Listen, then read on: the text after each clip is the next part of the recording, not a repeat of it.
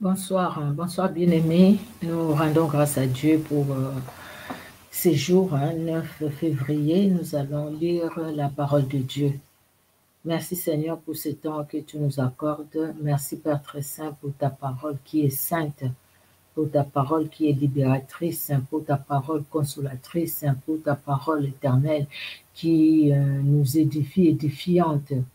Que l'honneur et la gloire montent à toi, dans le nom puissant de Jésus-Christ, par la puissance du Saint-Esprit. Amen. Amen, amen. Bonsoir, bonjour bien-aimés. Nous allons écouter la parole de Dieu. Vous prenez vos Bibles, vos smartphones, si vous pouvez suivre, même vous qui allez suivre en différé. Que Dieu vous bénisse. La Genèse, chapitre 42. Jacob, voyant qu'il y avait du blé en Égypte, dit à ses fils, « Pourquoi vous regardez-vous les uns les autres ?» Il dit, « Voici, j'apprends qu'il y a du blé en Égypte. Descendez-y pour nous en acheter là, afin que nous vivions et que nous ne mourions pas. » 10 frères de Joseph descendirent en Égypte pour acheter du blé. Jacob n'envoya point avec eux Benjamin, frère de Joseph, dans la crainte qu'il ne lui arrivât quelque malheur. Et les fils d'Israël vinrent pour acheter du blé, au milieu de ceux qui venaient aussi, car la famine était dans le pays de Canaan. Joseph commandait dans le pays. C'est lui qui vendait du blé à tout le peuple du pays. Les frères de Joseph vinrent et se prosternèrent devant lui, la face contre terre. Joseph vit ses frères et les reconnut, mais il feignit d'être étranger pour eux. Il leur parla durement et leur dit, « D'où venez-vous » Ils répondirent, « Du pays de Canaan, pour acheter des vivres. » Joseph reconnut ses frères, mais eux ne le reconnurent pas. Joseph se souvint des songes qu'il avait eus à leur sujet, et il leur dit, « Vous êtes des espions, c'est pour observer les lieux faibles du pays que vous êtes venus. » Ils lui répondirent, « Non, mon Seigneur, tes serviteurs sont venus pour acheter du blé. Nous sommes tous fils d'un même homme, nous sommes sincères, tes serviteurs ne sont pas des espions. » Il leur dit, « Nullement, c'est pour observer les lieux faibles du pays que vous êtes venus. » Ils répondirent, « Nous, tes serviteurs, sommes 12 frères, fils d'un même homme au pays de Canaan. Et voici, le plus jeune est aujourd'hui avec notre père, et il y en a un qui n'est plus. » Joseph leur dit, « Je viens de vous le dire, vous êtes des espions. Voici comment vous serez éprouvés. Par la vie de Pharaon, vous ne sortirez point d'ici que votre jeune frère ne soit venu. Envoyez l'un de vous pour chercher votre frère, et vous, restez prisonniers. Vos paroles seront éprouvées, je saurai si la vérité est chez vous. Sinon, par la vie de Pharaon, vous êtes des espions. » Et il les mit ensemble 3 jours en prison. Le 3e jour, Joseph leur dit, « Faites ceci, et vous vivrez. Je crains Dieu. Si vous êtes sincères, que l'un de vos frères reste enfermé dans votre prison, et vous, partez, emportez du blé pour nourrir vos familles, et amenez-moi votre jeune frère, afin que vos paroles soient éprouvées et que vous ne mouriez point. » Et ils firent ainsi. Ils se dirent alors l'un à l'autre, « Oui, nous avons été coupables envers notre frère, car nous avons vu l'angoisse de son âme quand il nous demandait grâce, et nous ne l'avons point écouté. C'est pour cela que cette affliction nous arrive. » Ruben, prenant la parole, leur dit, « Ne vous disais-je pas, ne commettez point un crime envers cet enfant. Mais vous n'avez point écouté, voici, son sang est redemandé. » Ils ne savaient pas que Joseph comprenait, car il se servait avec eux d'un interprète. Il s'éloigna d'eux pour pleurer. Il revint et leur parla. Puis il prit parmi eux Siméon et le fit enchaîner sous leurs yeux. Joseph ordonna qu'on remplît de blé leurs sacs, qu'on remît l'argent de chacun dans son sac, et qu'on leur donna des provisions pour la route. Et l'on fit ainsi. Ils chargèrent le blé sur leurs ânes et partirent. L'un d'eux ouvrit son sac pour donner du fourrage à son âne, dans le lieu où ils passèrent la nuit, et il vit l'argent qui était à l'entrée du sac. Il dit à ses frères, « Mon argent a été rendu, et le voici dans mon sac. » Alors leur cœur fut en défaillance, et ils se dirent l'un à l'autre en tremblant, « Qu'est-ce que Dieu nous a fait ?» Ils revinrent auprès de Jacob, leur père, dans le pays de Canaan, et ils lui racontèrent tout ce qui leur était arrivé. Ils dirent, « L'homme qui est le seigneur du pays nous a parlé durement. Il nous a pris pour des espions. Nous lui avons dit, nous sommes sincères, nous ne sommes pas des espions. Nous sommes 12 frères, fils de notre père, l'un n'est plus, et le plus jeune est aujourd'hui avec notre père au pays de Canaan. Et l'homme qui est le seigneur du pays nous a dit, voici comment je saurai si vous êtes sincères. Laissez auprès de moi l'un de vos frères, prenez de quoi nourrir vos familles, partez, et amenez-moi votre jeune frère. Je saurai ainsi que vous n'êtes pas des espions, que vous êtes sincères. Je vous rendrai votre frère, et vous pourrez librement parcourir le pays.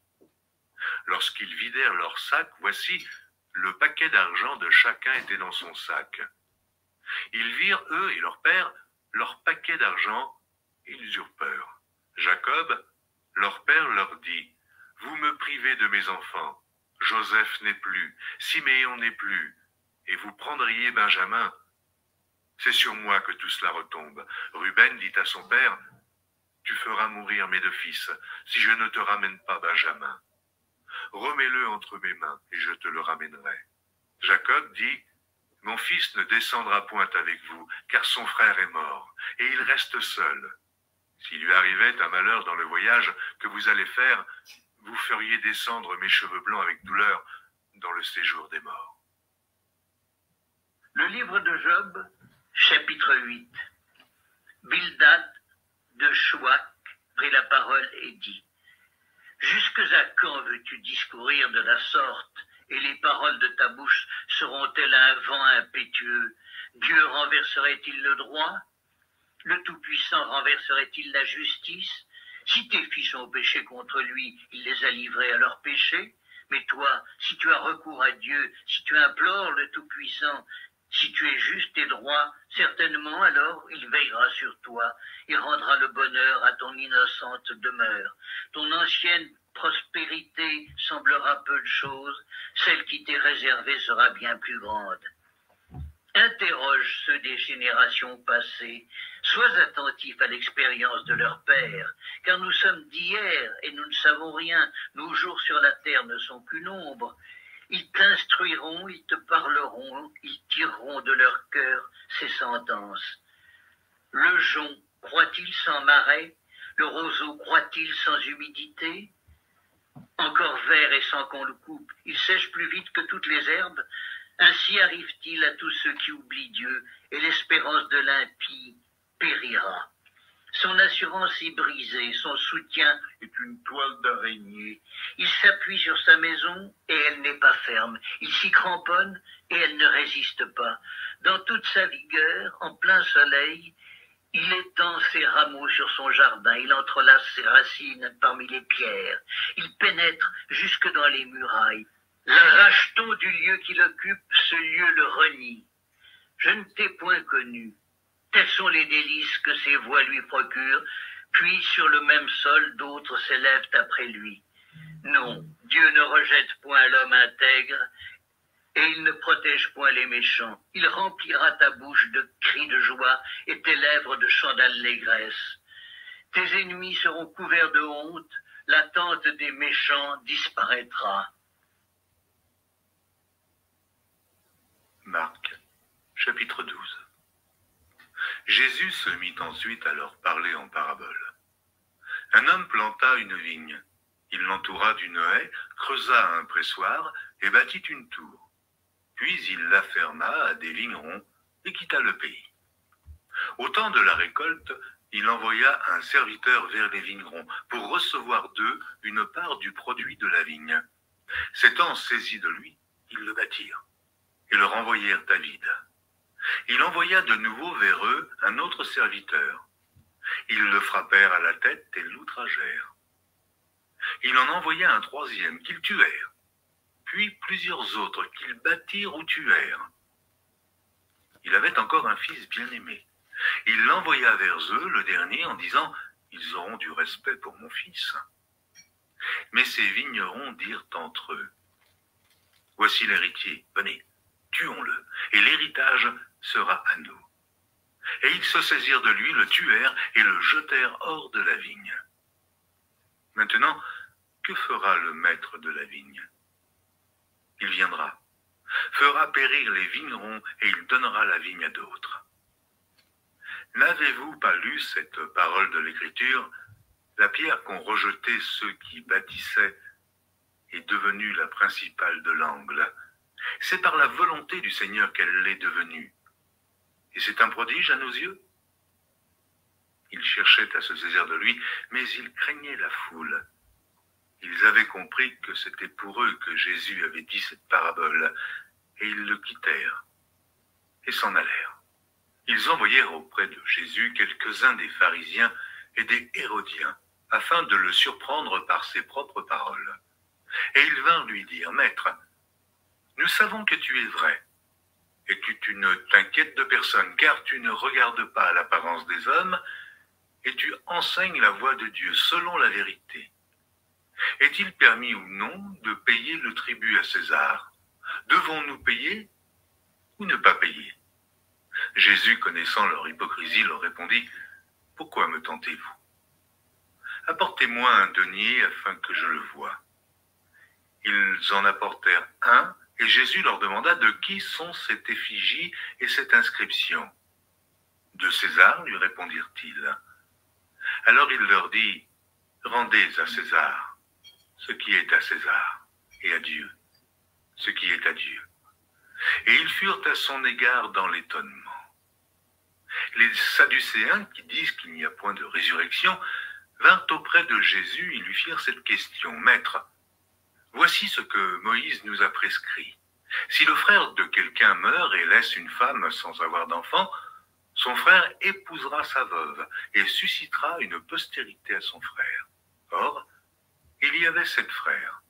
Le premier se maria et mourut sans laisser de postérité. Le second prit la veuve pour femme et mourut sans laisser de postérité.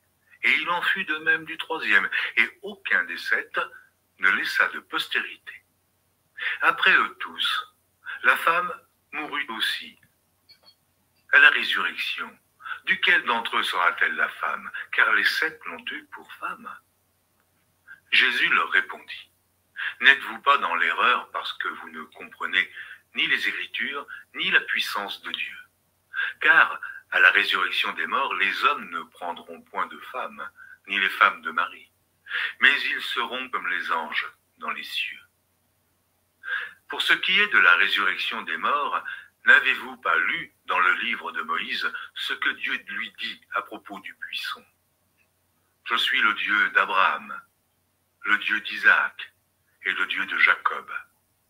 Dieu n'est pas Dieu des morts, mais des vivants. Vous êtes grandement dans l'erreur. » Un des scribes qui les avait entendus discuter, sachant que Jésus avait bien répondu aux Sadducéens, s'approcha et lui demanda, « Quel est le premier de tous les commandements ?» Jésus répondit, « Voici le premier. Écoute, Israël, le Seigneur, notre Dieu est l'unique Seigneur, et tu aimeras le Seigneur ton Dieu de tout ton cœur, de toute ton âme, de toute ta pensée et de toute ta force. Voici le second. Tu aimeras ton prochain comme toi-même.